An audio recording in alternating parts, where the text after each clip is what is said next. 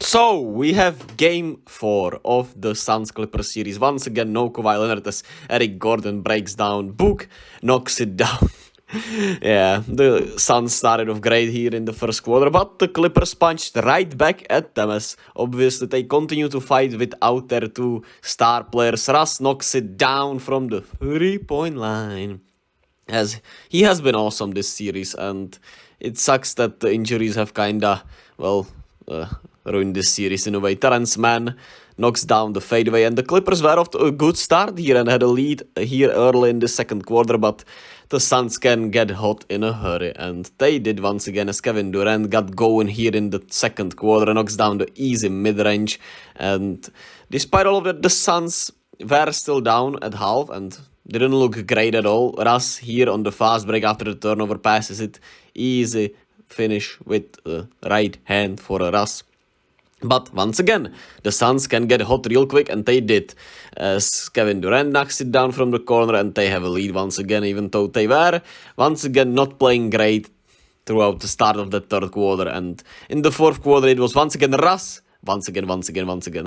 Russ trying to keep the Clippers right in it with a 2-point lead here, but Chris Paul showed up here in this fourth quarter as he knocks down the 3-pointer here, and he got going here, and he was absolutely phenomenal in this fourth quarter for the Suns. And if he can give you this every other game, hey man, that's the Suns have much more of a chance here. If he is, at least every other game like this, maybe I would believe more in the Suns. We'll see, but here he knocks down the what the hell fadeaway, as I would call it, and unfortunately it's over at 3-1 for the Suns as they win the third straight game, and it sucks. I can't lie to y'all, I love to be positive, but this series has been vastly underwhelming because of the injuries, obviously, and because of the Suns just not looking that fun and good, to be quite frank with you. D-Book with 30, 9 and 7, he was cool. Chris Paul with 19 and 9 in the fourth quarter, he was phenomenal, as I said.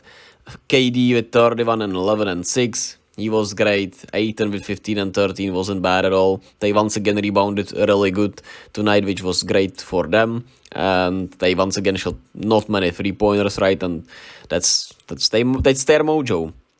And the bench doesn't even need to be that great. Josh Okogie was solid, and Bismack Biyombo didn't give you bad minutes. Damian Lee didn't give you bad minutes. All you need is not, horrible minutes from these role players. And the Suns are one game away from facing the Nuggets, very likely. Does anyone believe that the Nuggets will lose a 3-0 lead? Not really, right? Can they lose tonight? A game against the Timberwolves? Maybe, I don't see it, but maybe. As the Clippers, of course, fought.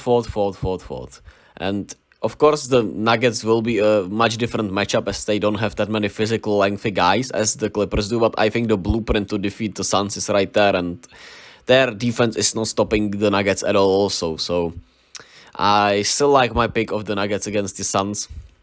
I won't change that, but I want to give huge shoutouts to the Clippers. They have a lot of depth. They have a lot of solid players that just will compete. Russ was phenomenal. Didn't get to the free throw line once, by the way, which is crazy.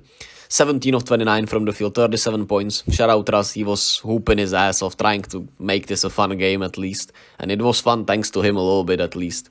Norman Powell couldn't shoot tonight after the great game 3.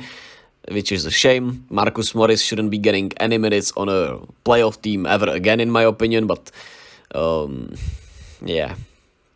As positive as I'd like to be, I have to keep it a stack, right? Because Marcus Morris has simply just been really bad this season, and wish him to bounce back. I don't want to see anyone just fall off, but it just feels like it's happening, right? And I get that you're undermanned, but I would much rather see anybody else play than Marcus Morris, man. Just give a shot to Brandon Boston Jr. or someone, man. I don't know. But what cost the Clippers once again were the rebounds. They couldn't rebound much, which is rough. And of course that they didn't have their two star players. What do you want me to say, right? We can debate if Kawhi and PG played their last season together in the Clippers uniform. Maybe not. We'll see. in the off season, but I don't see Kawhi Leonard playing in Game 5. I don't think anybody does see him playing in Game 5, so probably a 5-game series unless the Clippers do something crazy. We'll see, but such a shame that we were robbed of one hell of a series, man, that could have been, even with just Kawhi, man. It sucks.